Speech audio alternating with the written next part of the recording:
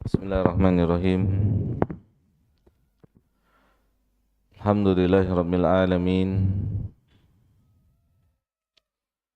Wassalatu wassalamu atamani akmalani alal mab'usi rahmatan lil alamin. Wa ala alihi wa ashabihi wa man sara ala nahjihi ila yaumiddin, amma ba'd. Uhayyikum bitahiyatil Islam. Assalamualaikum warahmatullahi wabarakatuh.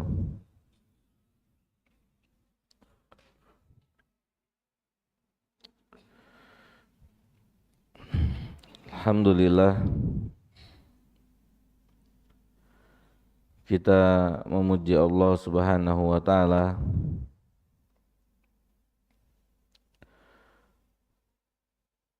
karena Allah Subhanahu wa taala telah memberikan kita semua kenikmatan yang sangat banyak sekali,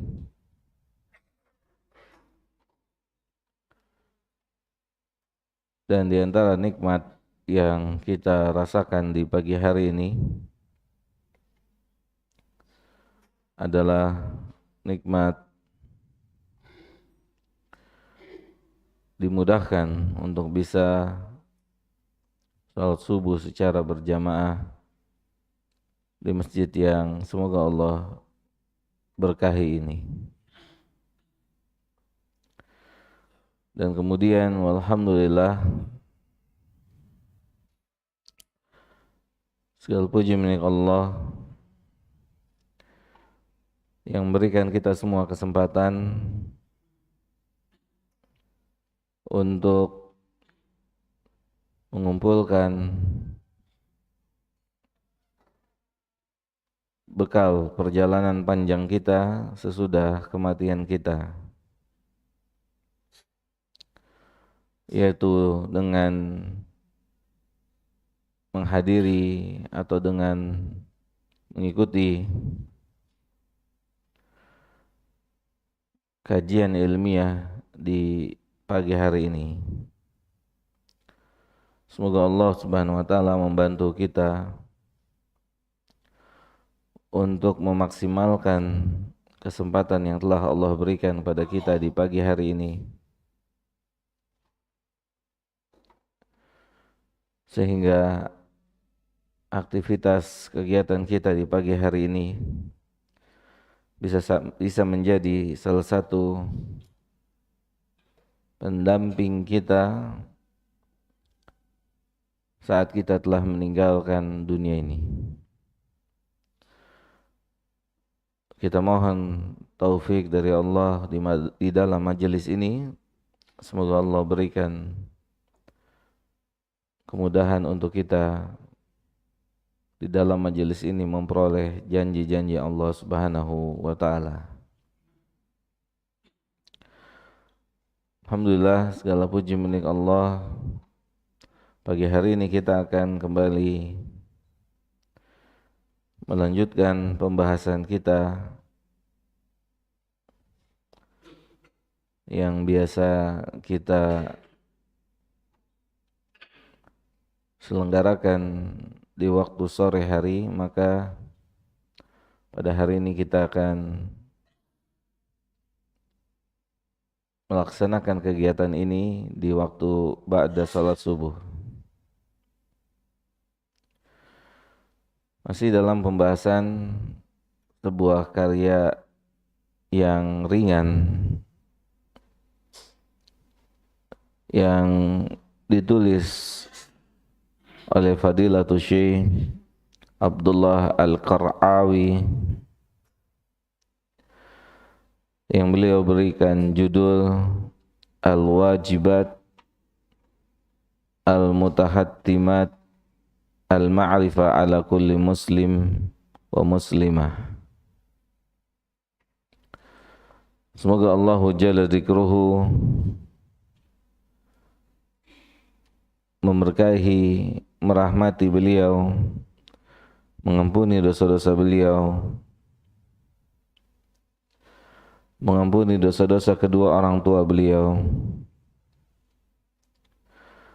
dan menerima karya ringan ini menjadi salah satu pemberat dalam timbangan kebaikan beliau saat berjumpa dengan Allah nanti. Baik jemaah yang dimuliakan oleh Allah Subhanahu wa taala, kita akan mulai kembali masuk ke dalam buku kita atau risalah ringan, risalah kecil yang ditulis oleh Fadilatul Syekh. Kita mulai kembali jemaah. Pada sebelumnya atau pada pembahasan sebelumnya, beliau berkata di dalam tulisannya ini, Al-Masailu Al-Arba'. Ada 3 atau ada 4 perkara yang hendaknya mendapatkan perhatian dari kita selaku hambanya Allah Subhanahu wa ta'ala. Ada 4 perkara yang hendaknya mendapatkan perhatian dari kita selaku hambanya Allah.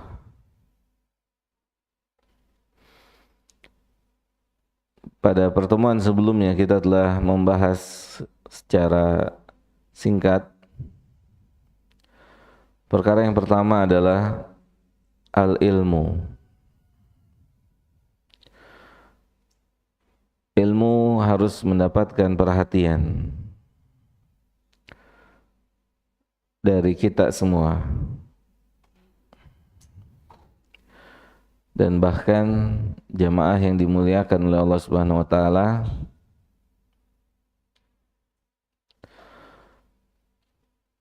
ayat Al-Qur'an yang pertama kali Allah turunkan berkaitan dengan ilmu, dan juga berkaitan dengan cara mendapatkan ilmu. Yakni kita mengetahui Allah menyebutkan di dalam Al-Quran, Iqra, bacalah. Yang dijadikan dalil oleh para ulama bahwasannya proses untuk seorang hamba bisa memperoleh ilmu adalah dengan membaca.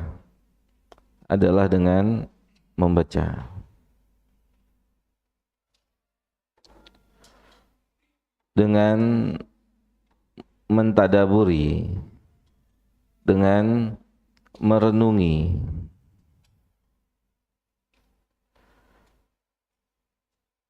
apa yang dia lihat, apa yang dia saksikan. Allahu Jalla Dzikruhu memberikan keterangan di dalam ayat yang mulia ini bahwasannya untuk mendapatkan ilmu, maka di antara faktor utamanya adalah berinteraksi dengan membaca.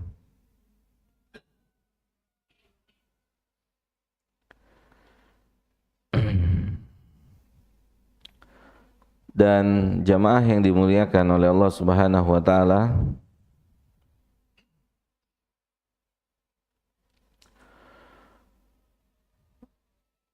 menuntut ilmu adalah perkara yang diwajibkan oleh Islam. Menuntut ilmu adalah perkara yang diwajibkan oleh Islam, oleh Allah Subhanahu wa taala. Karena Allahu Jalla Dzikruhu tidak melahirkan kita semua tanpa terkecuali,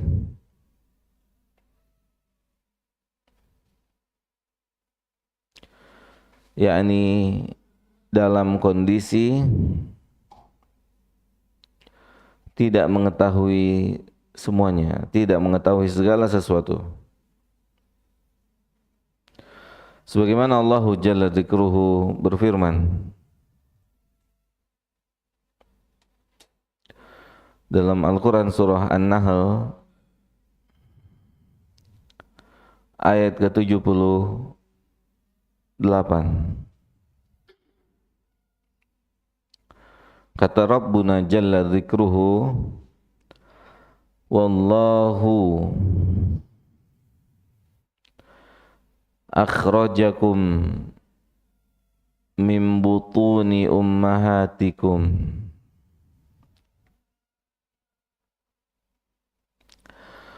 Allah lah yang telah mengeluarkan kalian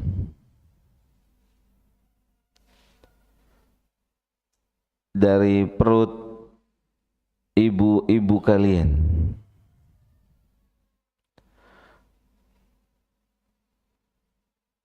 Maka dari ayat yang mulia ini, para ulama menjelaskan seorang wanita, seorang ibu itu tidak berperan tunggal atau bukan sebagai peran utama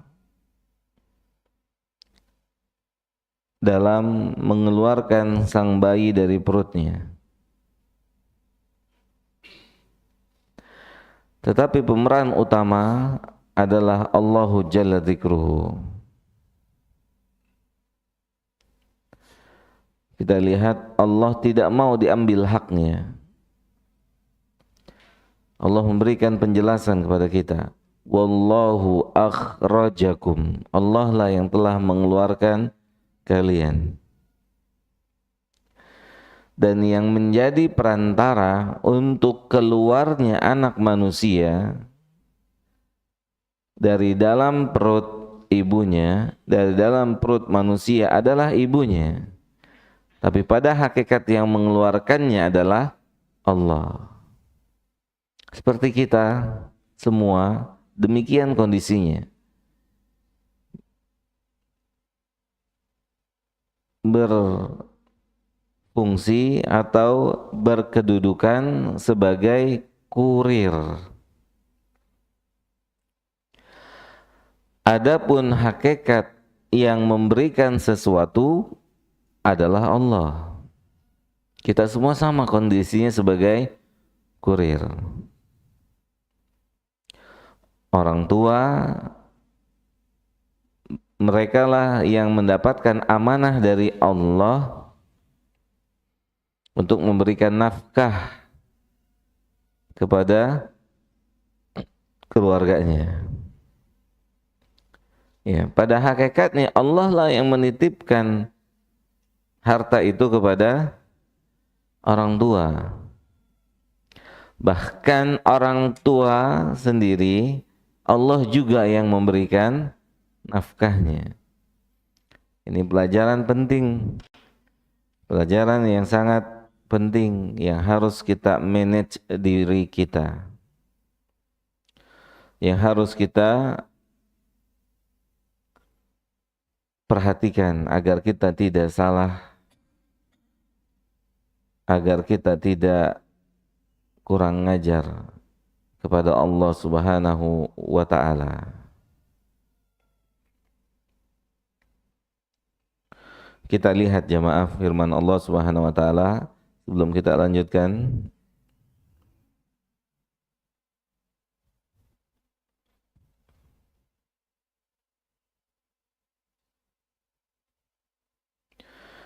Allah menjelaskan dalam surah Al-Isra ayat ke-31. Lihat, semoga ini memberikan hal yang bermanfaat untuk kita. Kata Allah, wala taqtulu auladakum khasyata imlaq. Allah melarang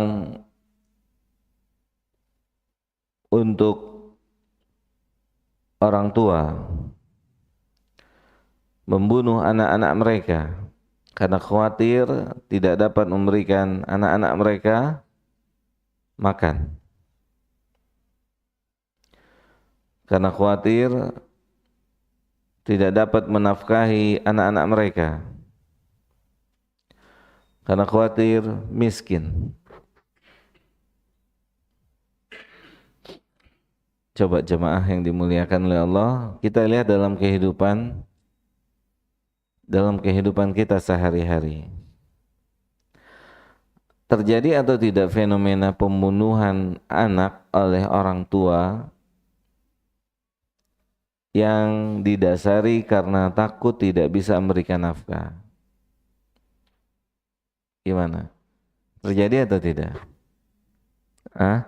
Dalam dunia nyata terjadi. Maha benar Allah dengan seluruh firman-firman-Nya.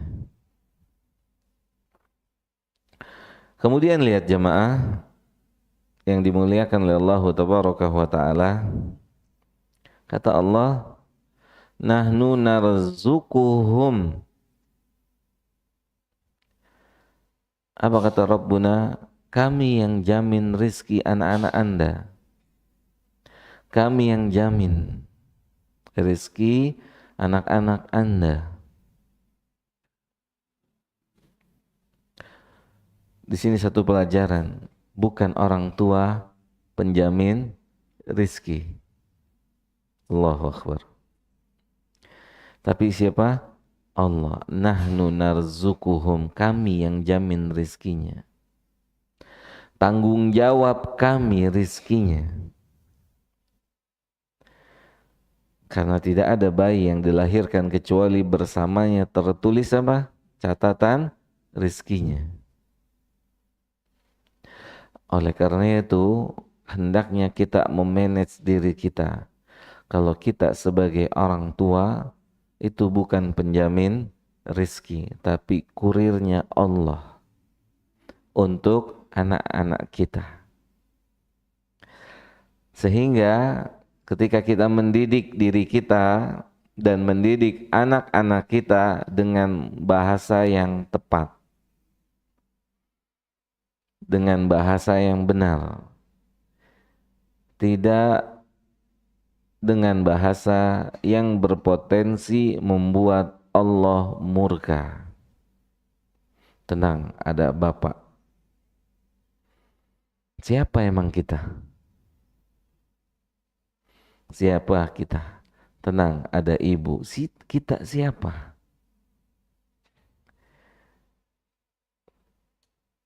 Makanya Nabi memesankan kepada anak kecil yang tumbuh menjadi dewasa sebagai ahlul ilmu, yaitu Ibnu Abbas radhiyallahu taala anhu. Ibnu Abbas, berlebih kurang Nabi katakan ungkapan indah ini saat beliau berusia 9 atau 10 tahun. Apa kata Nabi kepada beliau? Idza sa'alta fas'alillah. Kalau Anda mau minta sesuatu, apa aja, minta kepada Allah. Gitu. Ini pendidikan. Ini taujih dari Nabi. Jika Anda mau minta sesuatu apa saja, minta kepada pemiliknya. Kita semua kan nggak punya apa-apa. Hatta tubuh kita aja punya siapa? Punya Allah. Kita semua nggak punya apa-apa. Semuanya punya Allah. Kita cuman ketitipan. Ketitipan. Kita nggak punya apa-apa. Maka ini pelajaran yang sangat dalam. memberikan haknya Allah. Kalau Anda minta sesuatu, apa aja permintaan Anda, apa aja yang Anda inginkan, maka Nabi mengarahkan minta kepada pemiliknya. Pemiliknya itu siapa? Allah. Minta sama pemiliknya. Idza sa'alta fas'alillah.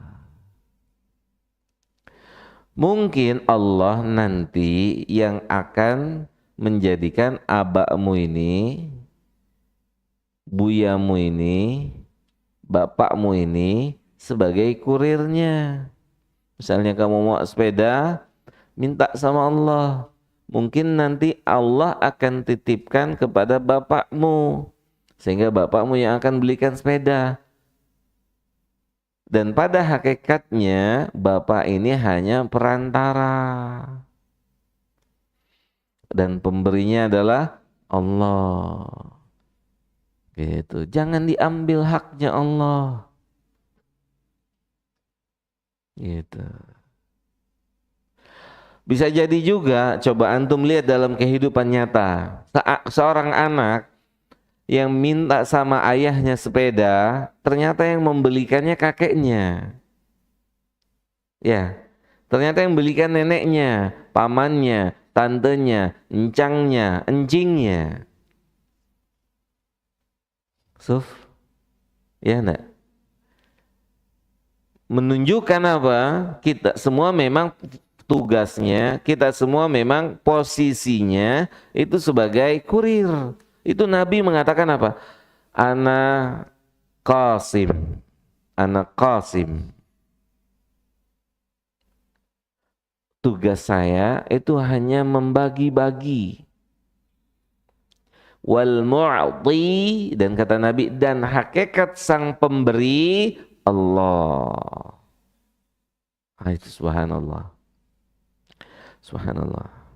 Ya. Oleh karena itu, itulah makna yang dijelaskan oleh Syekh Abdurrahman As-Sa'di dan para ulama yang lainnya. Alhamdulillahi Rabbil Alamin. Segala puji punyanya Allah. Tok. Itu dia. Segala puji hanya punya Allah. Titik. Allah yang berhak untuk mendapatkan pujian secara mutlak. Kalau Allah nggak gerakan isi hati kita di pagi hari ini, kita masih tidur, Pak. Kalau Allah nggak gerakan isi hati kita, kita belum bangun.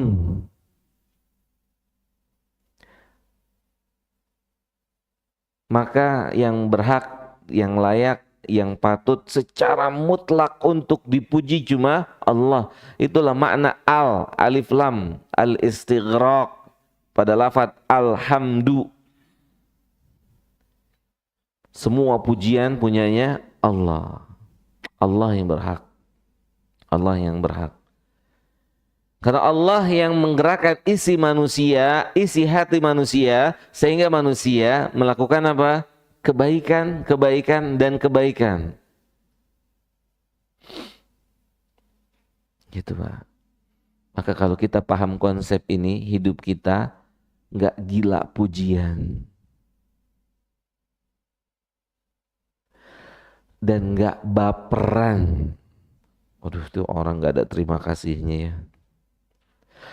Yang pantas berterima kasih itu kita sama Allah karena telah dipilih menjadi orang yang bisa berbuat baik. Paham? Nah, itu dia.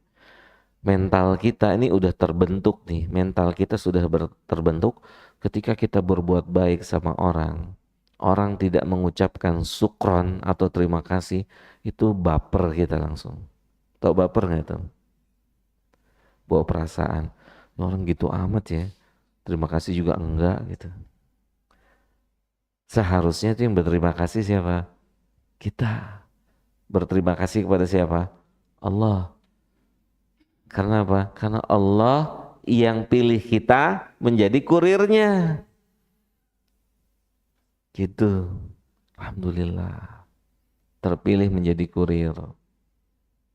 Itu.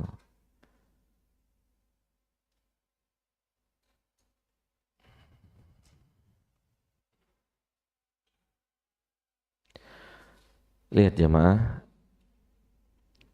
kata Allah, nahnu narzukuhum, kami yang jamin rizki anak-anak Anda.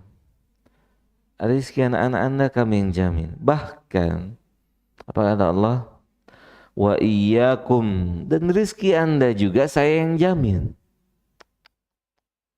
Allahu Akbar. Maka harus mendapat perhatian dari kita semua. Sabda Nabi kita Muhammad sallallahu alaihi wasallam yang Nabi berkata, innal abda la yatakallamu bi kalimatin, sesungguhnya seorang hamba ada yang mengucapkan, ada yang berkata dengan lisannya hanya satu kata, hanya satu kata singkat, dan itu yang menyebabkan dia masuk neraka.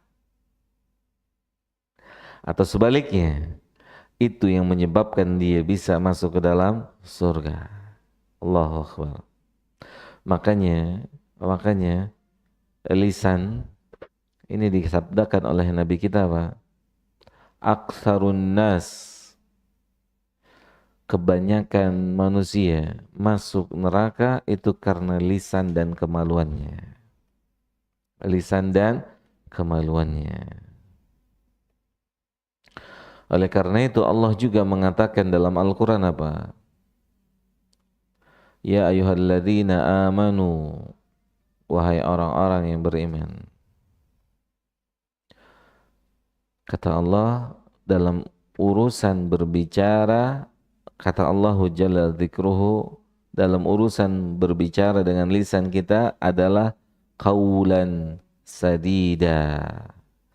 Hendaknya lisan Anda cek dulu yang akan keluar itu, apa Anda bisa pertanggungjawabkan kelak di hadapan Allah atau tidak. Qaulan sadida. Cek dulu, valid nggak ini, benar nggak ini, itu nyakitin Allah nggak ini,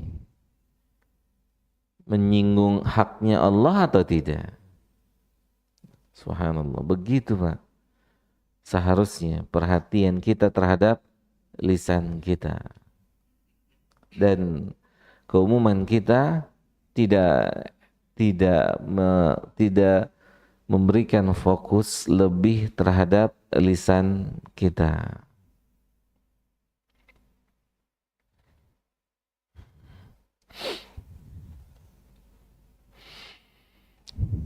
Jadi dalam surat, kita kembali dalam surah An-Nahl, kata Rabbuna, wallahu akhrajakum min butuni ummahatikum. Allah Subhanahu wa taala yang telah mengeluarkan anak-anak, mengeluarkan kita semua ya dari dalam perut ibu kita.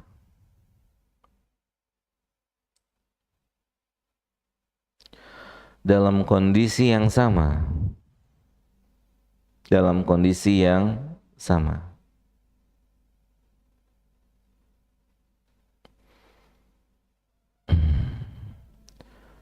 Maka beruntunglah, berterima kasihlah kepada Allah Subhanahu wa taala. Seorang wanita yang telah diberikan kesempatan oleh Allah untuk mengandung, melahirkan. Karena mereka mendapatkan perlakuan istimewa dari Allah. Cukuplah ganjaran dari Allah buat mereka yang sangat besar. Bahkan Allah akan memberikan penghargaan kepada para wanita yang ditakdirkan meninggal saat mereka melahirkan. Mereka dihargai, diberikan penghargaan oleh Allah. berpotensi untuk menjadi salah seorang yang mati dalam kondisi syahid. Kalau dia ditakdirkan meninggal dunia. Ya, kalau dia ditakdirkan meninggal dunia, maka dia akan atau dia punya potensi digolongkan ke dalam orang-orang yang meninggal dalam kondisi syahid.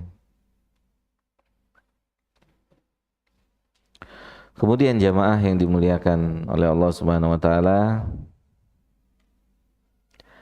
apa kata Allah di kelanjutan ayatnya dalam surah An-Nahl, la ta'lamuna syai'a,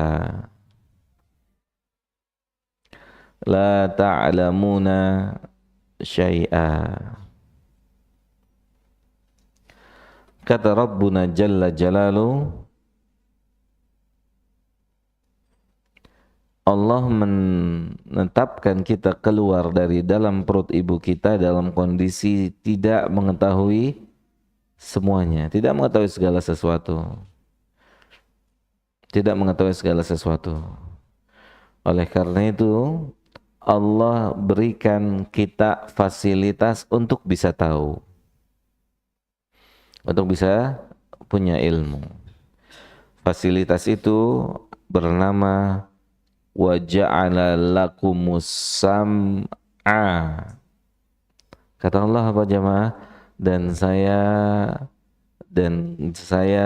kasih kalian pendengaran. Saya kasih kalian pendengaran. Ngaji ba'da subuh berat ya Pak ya? Mata berat ya? Semoga Allah bantu untuk bertahan melek. Karena kita bukan ngedengerin dongeng, tapi dengerin firman Allah Jalla dzikruhu. Ya. Mudah-mudahan Allah bantu kita sampai selesainya kajian ini. Lihat jamaah.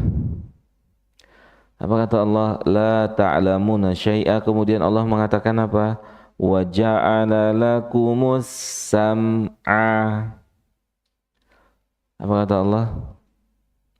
Allah kasih kalian pendengaran. Kemudian Allah bilang apa? Wal absara. Allah kasih penglihatan. Kemudian kata Allah apa? Wal afidata. Allah kasih hati. Yang ini semua diberikan untuk menjadi pendukung fasilitas yang seharusnya bisa menjadikan manusia punya apa? Ilmu. Karena manusia bisa punya ilmu, ya, dia harus punya fasilitasnya. Dan manusia fasilitas untuk punya ilmu itu diberikan sama Allah. Pendengaran, penglihatan, dan hati. Ini fasilitas punya ilmu nih. Apa yang dia dengar, apa yang dia lihat, gimana hatinya, jamaah. Subhanallah. Ketika tiga komponen ini tidak menjadikan seseorang punya ilmu, ketiga komponen ini tidak menjadikan seseorang punya apa? Ilmu agama. Bahkan dia jauh dari ilmu agama, bahkan dia jauh dari Allah, maka Allah akan serang lewat ini. Allah akan berikan argumen untuk menghukum kita dengan tiga alat ini. Kita nggak bisa ngelak karena Allah ciptakan pendengaran, penglihatan, dan akal kita untuk kenal siapa yang memberikannya. Kita nggak bisa ngelak. Insya Allah ya.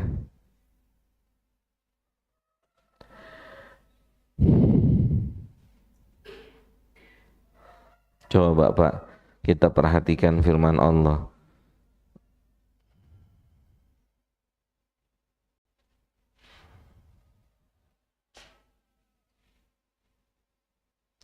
dalam surah Al-A'raf ayat 179. Ayo Bang Ari baca Bang Ari. Ketemu. Ini apa Pak? Mas, ini apa? Susu. Insya Allah. Susu kedelai ya. Luar biasa. Alhamdulillah. Ayo Mas Ari baca. Antum tulisannya kebaca gak? Kecil ya? Iya.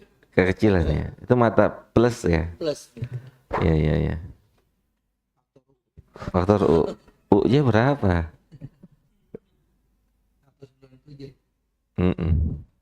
179. Antum balik.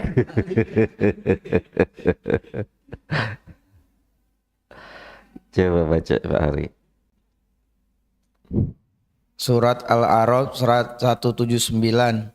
Dan sungguh akan kami isi neraka jahanam banyak dari kalangan jin dan manusia. Ini kabarnya baru kemarin, seminggu yang lalu atau setahun yang lalu? Lama. Udah lama. Dari pertama turun nih. Jadi kabar tentang isi neraka itu sudah dikasih tahu sama Allah. Isinya kebanyakan jin dan manusia. Terus Allah kasih tahu juga jemaah. Apa yang Allah kasih tahu? Ini antisipasi buat kita. Allah kasih tahu apanya? Sebab utamanya dimasukin ke neraka. Silakan. Sebabnya apa? Mereka memiliki hati. Tuh dikasih. Tadi kan dikasih hati ya. Dikasih. Terus? Tetapi tidak dipergunakan untuk memahami ayat-ayat Allah. Nah itu tujuannya, padahal Allah kasih hati untuk kita. Untuk apa Pak? Untuk kenal yang kasih. Kita dikasih kepintaran, dikasih kecerdasan untuk kenal, tahu diri kepada yang memberikannya. Gitu. Ada seorang bekerja di instansi A, dapat kehidupan dari instansi A, tapi loyalitasnya kepada B. Ini namanya apa? Dablek gitu namanya. Hah? Apa namanya Mas? Kalau orang Jawa bilang apa? Pekok ini orangnya. Hah? Betul Pak? Bapak Jawa? Pekok ini Pak kan? Dia kehidupannya dapat dari perusahaan A, tapi loyalitasnya kepada perusahaan B, C, D. Padahal yang ngasih dia kehidupan A. Gitu. Cuma baiknya Allah, hukuman itu nggak disegerakan di sini, dipending. Kelak nanti di hari kiamat diberikan kesempatan untuk sadar. Gitu. Dikasih hati sama Allah, dikasih kepintaran sama Allah. Allah nggak larang kita ngerti ilmu tentang dunia ini, tapi kita tercela kalau kepintaran itu nggak ngerti siapa yang ngasihnya. Antum mau ngerti dunia elektronik, otomotif, atau apa aja boleh, tapi harus tahu juga ilmu agama, wajib. Terus? Dan mereka memiliki mata. Mata, sama nggak dengan tadi? Dengan ayat tadi? Dikasih kan mata, terus kenapa? Tidak dipergunakan untuk melihat tanda-tanda kekuasaan Allah. Nggak dipakai tuh baca Quran, baca hadis, lihat alam semesta. Kan Allah ciptakan alam semesta ini bukan pajangan. Makanya belajar ketika melihat makhluk-makhluk Allah, itu adalah Allah mau buktikan siapa dirinya. Nih saya kasih ilustrasi sederhana ya. Antum tahu nggak tanggal berapa hari jadinya Akabri? Tanggal berapa Pak? 5 atau 4 Oktober? Hah? 5 Oktober ya? Antum tahu nggak tanggal 5 Oktober itu suka ada atraksi dari Angkatan Darat, Angkatan Udara, ada ya? Ada kan? Oke. Saya mau tanya sama antum, mereka saudara-saudara kita ini, bapak-bapak kita yang diberi kesempatan Allah untuk menjadi akabri, mereka menampilkan berbagai macam skill mereka, sahih enggak? Yang darat, yang laut, yang udara, mereka tampilkan skill mereka. Ya. Bahkan dikatakan satu orang mereka, misalnya Kopassus gitu misalnya, satu orang Kopassus itu hitungannya berapa banding itu orang biasa. Skillnya berapa Pak? Satu Kopassus, belum satu Kopaska ya, itu satu banding berapa? Saya tidak tahu. Pokoknya dia bukan satu banding satu. Satu banding 5 atau satu banding 10 manusia biasa. Pak, mereka di laut berenangnya tangannya diikat, Pak. Kita tangan ke buka aja tenggelam. Hah? Mereka berenang di laut tuh tangannya diikat kan begitu kan? Mereka dilempar di tengah laut. Pernah lihat kan latihan mereka dilempar tengah laut tangannya diikat. Allahu Akbar. Itu Pak. Pak, saya mau tanya Pak, apa nggak ada tujuan atau nggak ada maksud mereka atraksi di setiap tahunnya? Ada nggak? Menurut antum ada tujuannya nggak? Ada dong Pak. Pertama dia memperkenalkan skill mereka nih pasukan di setiap angkatannya. Kita harus lihat, ambil pelajaran. Yang kedua, berarti kita jangan sembarangan berurusan sama mereka. Coba antum cek, yang punya urusan sama mereka jadi apa? Hah? Ya enggak? Jangan sembarangan sama mereka. Mereka punya jiwa korsa. Sahih? Yes, satu orang banding berapa di antara mereka? Ini Allah, ini untuk bantu pemahaman jamaah. Allah ciptakan gunung, Allah ciptakan lautan, Allah ciptakan dataran, daratan. Ini bukan pajangan. Ini harus ada pelajaran. Ya subhanallah, gimana yang ciptainnya ini? Dan besok saya dan kita semua harus berdiri di hadapan yang cipta ini. Enggak dapat enggak? Gitu. Kita harus berdiri satu-satu. Sendiri-sendiri. Berhadapan dengan yang menciptakan semuanya ini. Dan kita akan ditanya secara detail. Begitu Pak. Itu. Mata ini jadi harus didampingi dengan mata hati kita ketika kita melihat sesuatu ayat-ayat Allah. Kan ayat Allah ada dua Pak. Kitabatan, ayat yang tertulis, Al-Quran, wahyu itu, dan ayat yang bisa dilihat dengan mata kepala kita sendiri. Alam semesta. Ini ayat Allah. Tanda-tanda kebesaran Allah. Tanda-tanda kebesaran Allah apa? Tanda-tanda kalau Allah ini besar, agung. Anda jangan main-main sama saya. Ah, itu dia. Anda jangan main-main sama saya. Kalau dengan ciptaannya aja kita nggak bisa menaklukkannya. Coba Pak, pernah lihat air laut di tempat yang sama kemudian dua warna yang beda? Pernah lihat enggak? Hah? Ini laut, ini tempatnya sama. Sebelahnya hijau, sebelahnya coklat, biru. Pernah lihat enggak? Hijau, biru jadi satu, kepisah. Siapa yang bisa? Siapa yang ngasih belao? Antum tahu belao enggak? Ah, ada yang nuangin belao di situ. Subhanallah Pak. Ya, inna fi khalqis samawati wal ardi wa ikhtilafil laili wan nahari la ayat. Ini ganti, ini bentar lagi udah terang. Udah mulai keluar mataharinya ya. Udah keluar kan tuh udah terang. Tuh terangnya bukan terang lampu kan ya sekarang ya. Kita tadi berangkat ke sini Pak, gelap Pak. Sahina. Kita berangkat ke sini gelap. Itu pergantian gelap ke terang, terang ke gelap. Itu bukan fenomena alam. Kita diajarin sama Allah. Ini ada yang ciptain nih. Ini ada yang membuatnya. Dan kita harus berdiri di hadapannya besok. Lanjut Bang Ari. Dan mereka mempunyai telinga. Kemudian tidak dipergunakan untuk mendengarkan ayat-ayat Allah. Oke.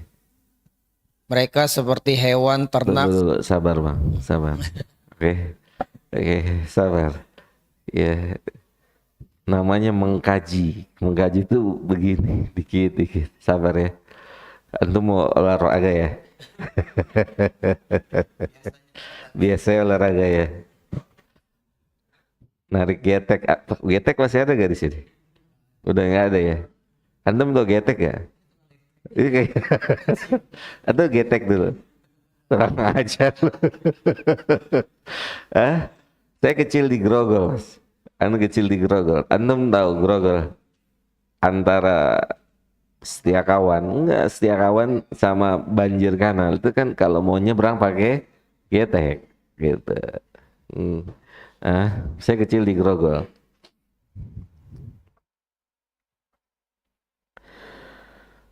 Ya, kata Allah, la yasma'una biha. Kita dikasih pendengaran di pagi hari ini. Semoga Allah memberikan taufik untuk kita yang hadir di sini atau di manapun berada.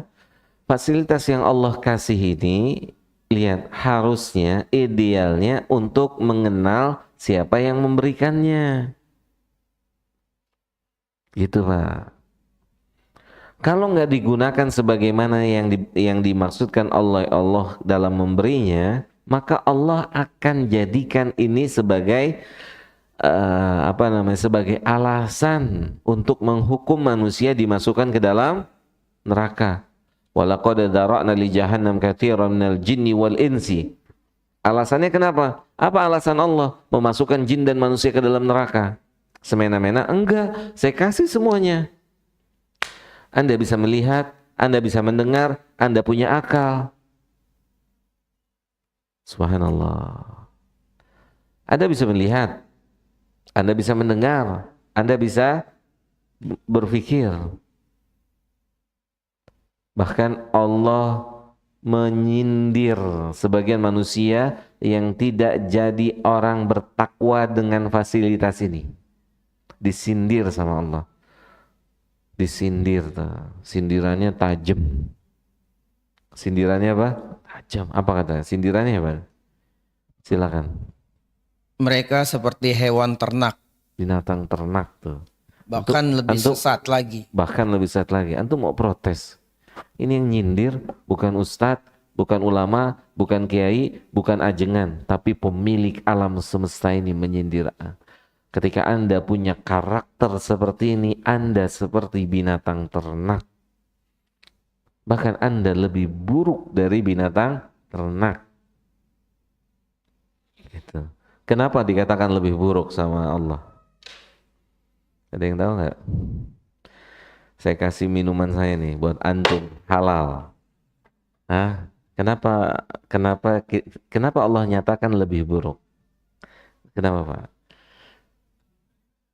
Binatang ternak nggak dikasih akal. Dia punya akal, cuman nggak sempurna. Punya akal nggak? Punya akal, tapi nggak sempurna. Artinya bisa berpikir. Yang lain?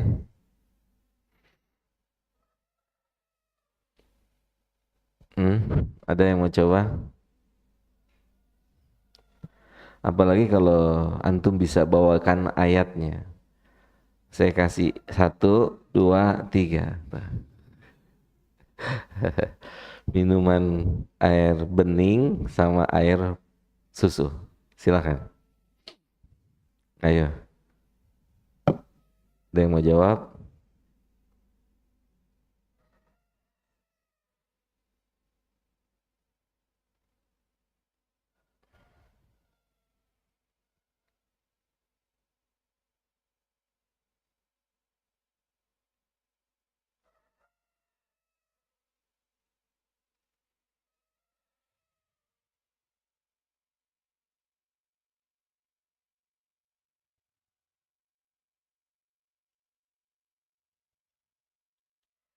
Karena apa?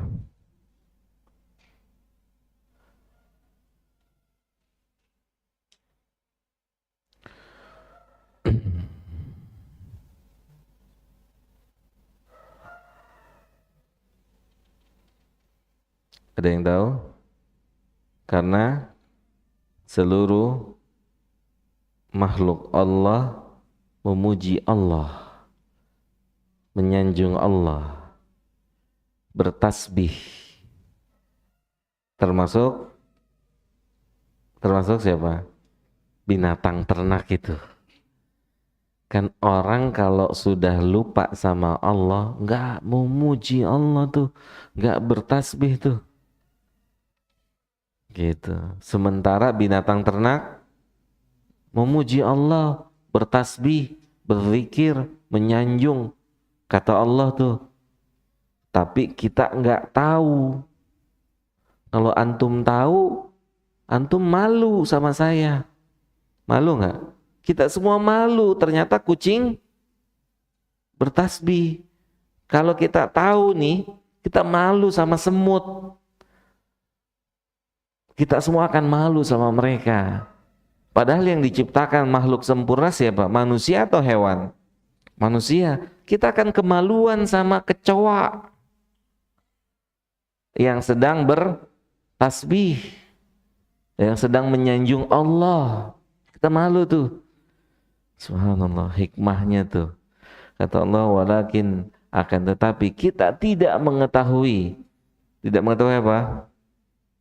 Tasbih, caranya mereka bertasbih.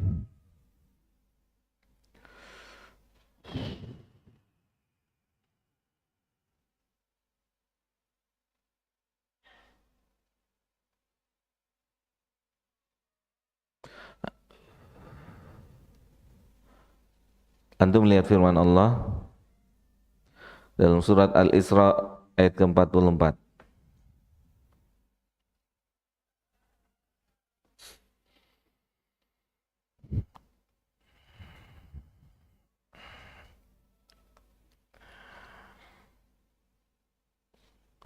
Ini udah masuk waktu syuruk ya? Belum? Udah? Sudah ya? Oke. 33. Sebentar lagi kita udahan insyaallah. Baca Bang Ari.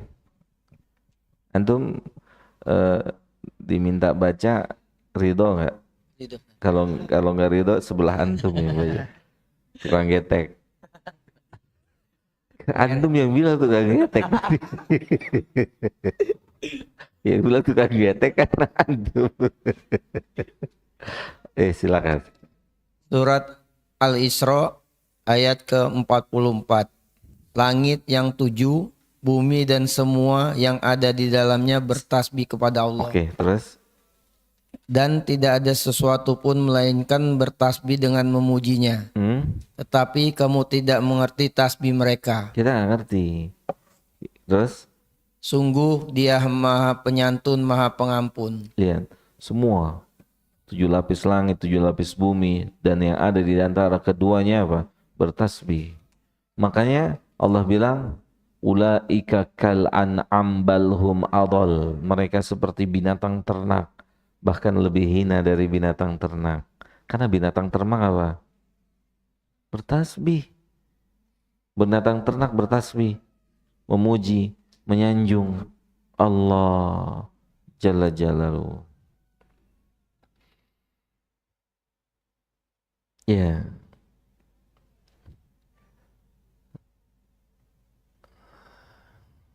Subhanallah. Ya, semoga yang sedikit ini bisa bermanfaat. Antum apa namanya? Selesainya biasa jam berapa kalau subuh? Jam 6. Ya. Khawatir anak lanjut, antum ngedumel dalam hati gitu kan. Akhirnya nggak dapat pahala. Mendingan anak tahu antum kuatnya sampai jam berapa kan gitu. Kan antum ngedumel nggak mungkin tuh. Ngedumel dalam nggak ngoceh di hatinya, ngoceh lama amat nih Ustadz gitu kan. Mendingan anak tahu antum kuatnya sampai berapa lama gitu ya. Karena wajah-wajah antum ini wajah-wajah antum ya kan, wajah yang menunjukkan sesuatu gitu. Udah dong start gitu. Oke, berarti cukup ya. Ah, apa? Kita kasih antum untuk bertanya, silakan. Tafadhal jemaah kalau ada yang mau bertanya.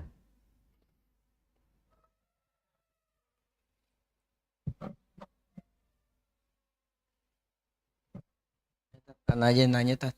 Antum yang baca, antum yang nanya. Iya, Pada silakan. ngantuk. Iya. Masalah tadi orang tua kan sebagai kurir Iya. Allah. Mm-mm. Terus kita tuh sebagai anak misalkan kita tahu orang tua kita tuh kalau kita minta beliin sepeda tuh misalkan mampu. Sedangkan kan saya pernah dengar apa yang kita pengen tuh belum tentu dapat kan gitu. Kalau kita ngeluh, bapak mah pelit, apakah itu jangan menyakitin Allah apa enggak? Gitu. Iya. Kan itu ada urutannya, gitu. Ada tahapannya. Itu bisa masuk ke dalam ranah itu. Makanya kata Syekh Saleh Utsaimin, sebagaimana Anda belajar bicara, Anda juga harus belajar diam. Masya Allah. Karena kita nggak tahu ucapan mana yang kepelintir, yang ternyata bisa menghapus amal kita. Nih kayak misalnya gini. Gara-gara hujan nih gue jadi nggak bisa gawe. Itu bahaya tuh lisan itu.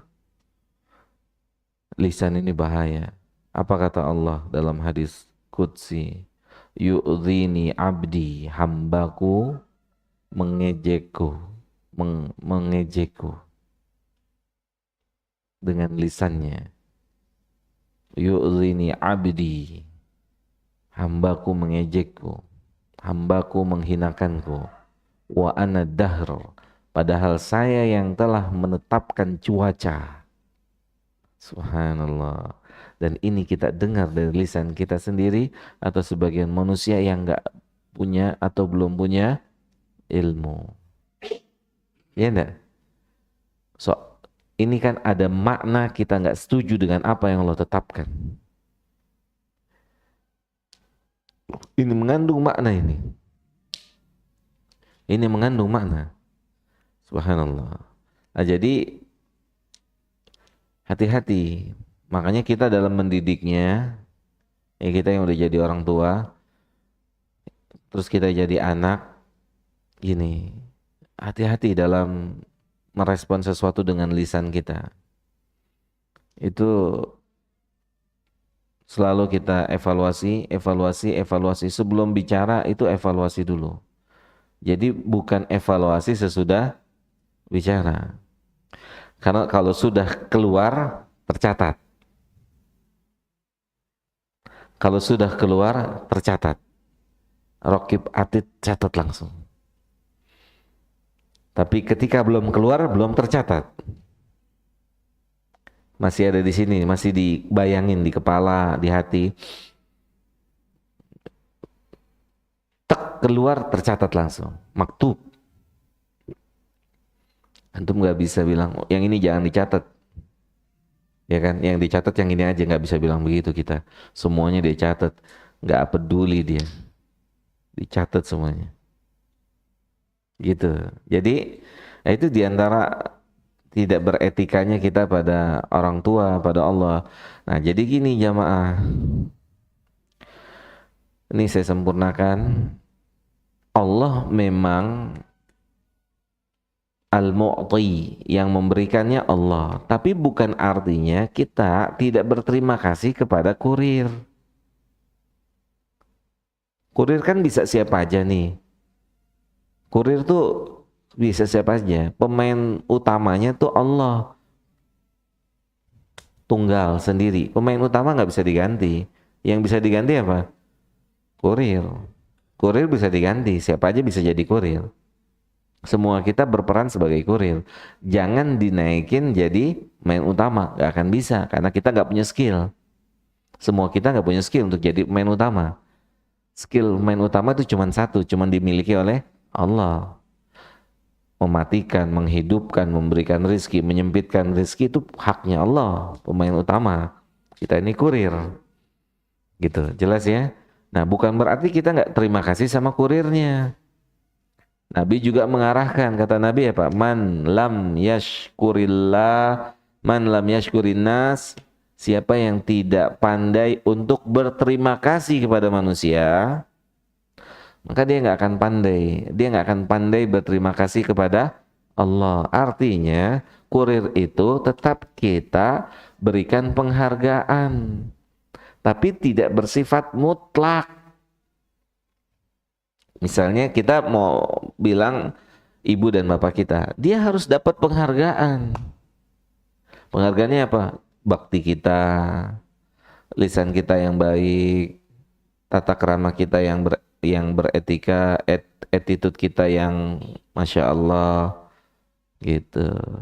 Paham ya? Bukan artinya setelah itu kurir mah biasa aja nggak usah diucapin. Enggak. Kitanya tetap berterima kasih pada mereka, tapi kita jangan angkat mereka seperti pemberi. Bisa difahami sampai sini? Datang kurir ke rumah antum, ngasih barang antum, bang terima kasih ya. Udah cukup. Wah abang baik banget sih bang, Masya Allah ini orang. Bukan dia yang ngasih. Itu yang ngasih tuh siapa? Nah itu pemberinya gitu.